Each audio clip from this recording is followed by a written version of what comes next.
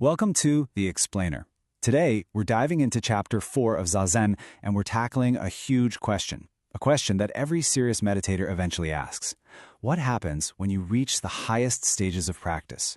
We're going to look at the final, crucial steps on the path to becoming an Arhat. So, let's say you've done it. You've put in the years, the hard work, and you've mastered meditation. You've hit something like the fourth Dhyana. What's next?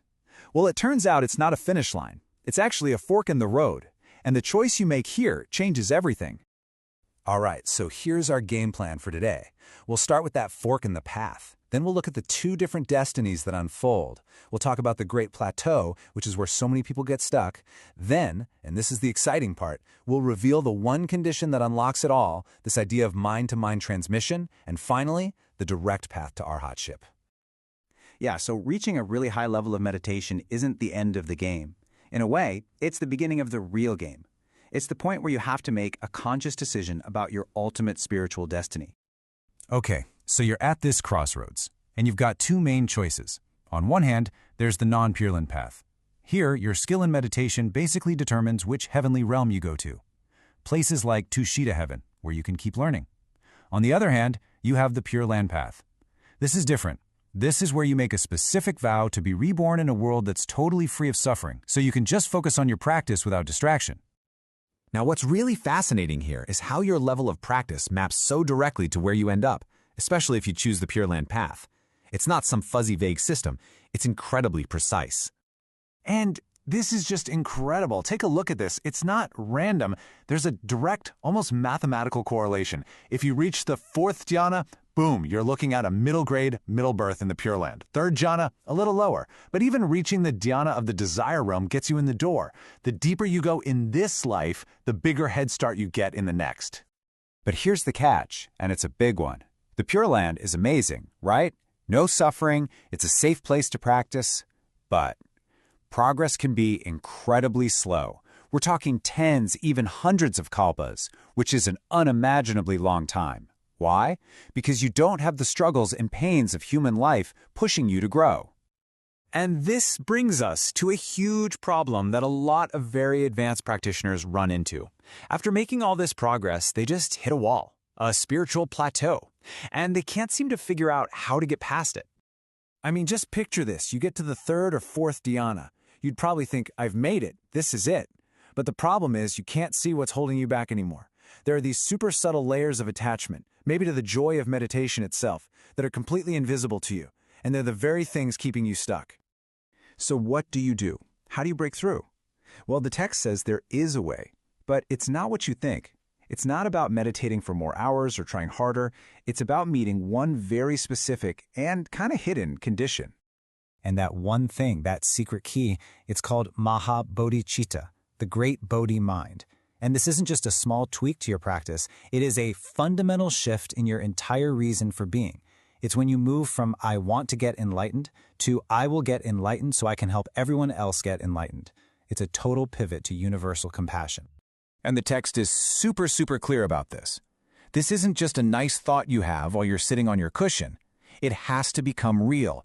You have to put it into action in the world, actually helping other people. If you don't, the text says it's just lip service. It doesn't count. Okay, so what happens when you genuinely make this shift? When you awaken that Bodhi mind and start living it? Well, this is where it gets really wild. The text says a guide is sent to find you.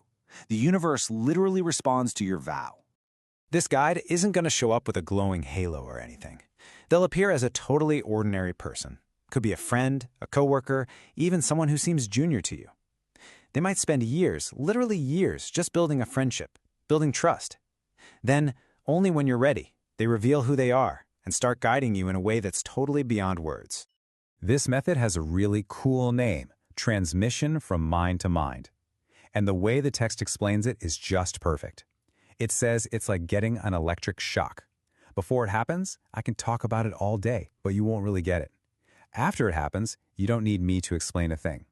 The guide uses their blessing power to give you a direct taste of the next state, so you know exactly where you're going. Now, all of this guidance, this mind-to-mind transmission, it all leads up to one final, incredibly powerful technique that you can use right at the very end of your life to make that final leap. At that moment of death, you're free from your physical body, and something incredible happens. A kind of perfect synergy clicks into place. It's a team effort between you, your guide, and the immense power of the Pure Land itself. It's like this incredible three-part harmony. You've got your guide pushing you up from below with all their blessing power. At the same time, Amitabha Buddha is pulling you from above, from the Pure Land, and your own powerful vow acts like a rudder, steering your consciousness. All three forces work together, and the result? You don't just get into the Pure Land, you're reborn there as an Arhat. You go straight to the top. So, when you put all these pieces together, what does the complete path actually look like? Well, the text doesn't leave us hanging. It lays out a practical, lifelong plan. So here's the roadmap. Step 1, clean up your mind, get rid of delusions using sutras and mantras. Step 2, prepare your body, get your energy flowing. Step 3, meditate like crazy until you reach those high Dhyana states. Step 4, the game changer. Awaken that Bodhi mind, that vow to help everyone. And step 5, you spend the rest of your life doing just that, actively working to help others.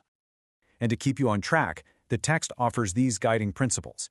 It's about having reverence, discipline, relying on the teachings, but also on yourself, and above all, just keeping at it.